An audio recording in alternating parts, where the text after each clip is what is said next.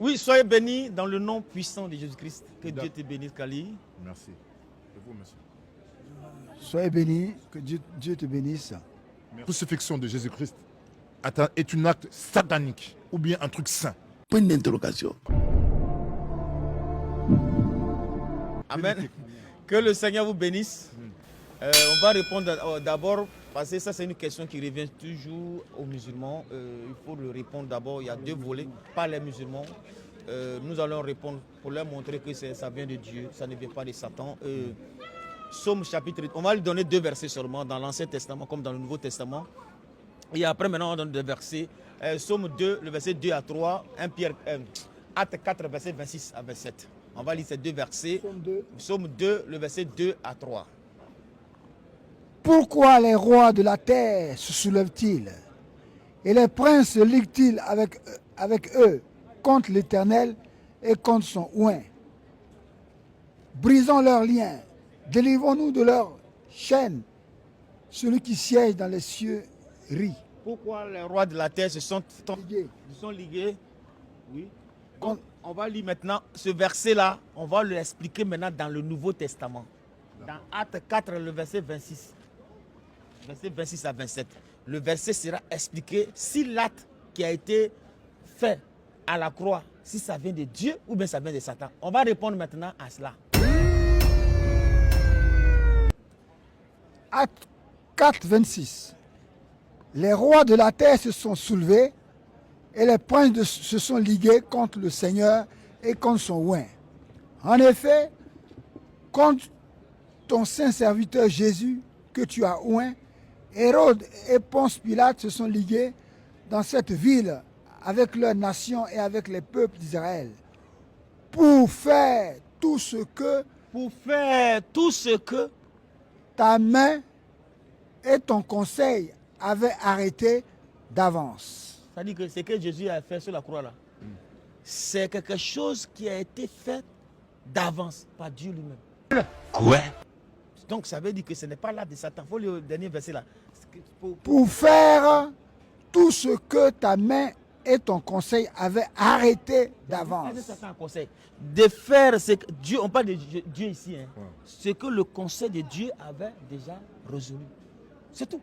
D'accord. C'est tout. Donc ce n'est pas là de Satan, c'est Dieu qui l'avait prédestiné à cela. Maintenant la mort de Jésus-Christ nous rachète des péchés. Jésus s'est fait pécheur, lui qui n'a jamais péché. Vous me comprenez? Donc là c'est un langage chrétien parce que la mort de Jésus-Christ, il est mort pour nous, il est ressuscité, nous a rachetés par lui qui n'a pas péché, il s'est fait pécheur pour nous qui sommes des pécheurs. Dans 1 Pierre 3, le verset 18. La rédemption. Pour la rédemption. On va lire ça. Romains chapitre 3, le verset 23-24. On va se faire sortir la rédemption dedans, comme tu as dit le mot rédemption. Romains chapitre 3, verset 3. Romains chapitre 3, verset 23. La rédemption, le temps qu'il va regarder. Non, la Bible va lire, parce que moi-même je n'ai pas envie d'expliquer, mais la Bible va expliquer. La Bible dit sanctifie-les par ma parole, la vérité. Jean 17, verset 17. Jean 8, verset 32, tu connaissais la vérité t'affranchira. Jean 3, verset. Romains 3, verset 23. 24. Ils sont gratuitement justifiés. Il faut lire au 22, et puis tu descends là, on ne sait pas c'est qui. Justice de Dieu pour la foi en Jésus-Christ, pour tous ceux qui croient. Oui, oui. Il n'y a point de distinction. Il n'y a point de distinction. Maintenant, allons-y.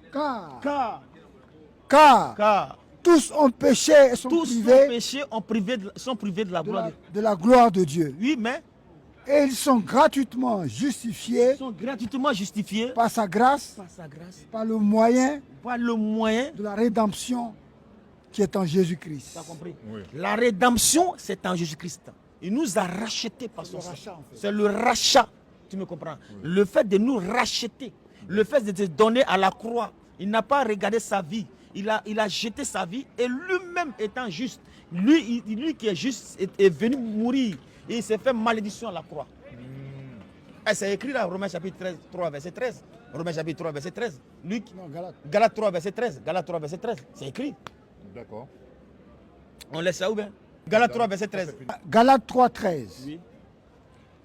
Christ nous a rachetés de la malédiction. Christ nous a rachetés de la malédiction.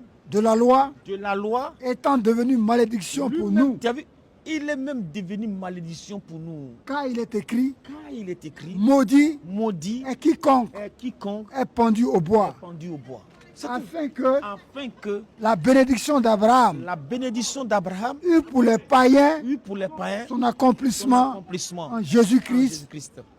et que nous Et que nous, ressuscions par la foi l'Esprit qui avait été promis. Hébreux chapitre 9, ou bien Hébreux 7, verset 12, ou bien Hébreux 9, ou bien Hébreux 10, verset 9. Il y a plusieurs versets.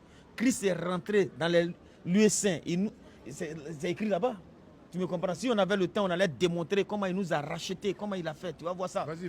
Hébreux 9, Encore 2 minutes, pas plus. Hébreux 9. Hébreux 9, 11. Mais Christ est venu comme souverain sacrificateur à des biens à venir. Oui.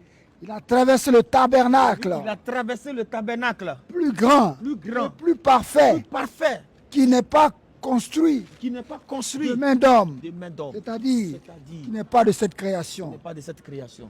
Il est entré Il est entré une fois pour toutes une fois pour tous dans le lieu très dans saint, les lieux très saints, non avec le sang des boucs non avec le sang des boucs et des veaux, qu'on donnait avant, mais avec son propre sang, mais avec son propre sang, ayant obtenu ayant obtenu une rédemption une rédemption éternelle. éternelle. Ah bon? Il y en a beaucoup, hein. C'est pas fini. Ça va avec ça déjà. Hébreux chapitre 7, le verset 22, Hébreux 7, 12, Hébreux 9, Hébreux 10, le verset 9. On peut aller, même Hébreux 10, 1, 2, il y en a plusieurs versets. Vous me comprenez? Oui. Donc nous disons que Jésus nous a rachetés. Il nous a rachetés à un grand prix. Donc laissez ces gens-là qui ne font que donner, dire n'importe quoi. Mais nous savons une seule chose. Par cette affirmation, allégation, nous savons que ce qu'on a dit, c'est la vérité. Parce que nous, on croit ce que la Bible dit. Nous, on croit ce qui sort ici. Si tu as une autre question, tu peux la poser. En dehors de ça, nous sommes prêts pour répondre. Il n'y a pas de problème. Déjà, vous avez entendu donc la rédemption de Jésus-Christ n'est pas un sabot diabolique, mais il a donné sa propre vie. Qui est la rédemption? C'est quoi? La rédemption, c'est le rachat des péchés des autres. Il prend par rapport aux péchés des autres pour sacrifier devant Dieu pour que le monde entier soit sauvé. Confirmation. On est d'accord. C'est ça, affirmatif. Ok. Que le Donc, Seigneur mesdames vous et bénisse. messieurs, vous avez entendu. Donc, il y aura encore des autres questions. Soyez prêts. Merci beaucoup. Que le Seigneur vous bénisse. Merci. Abonne-toi.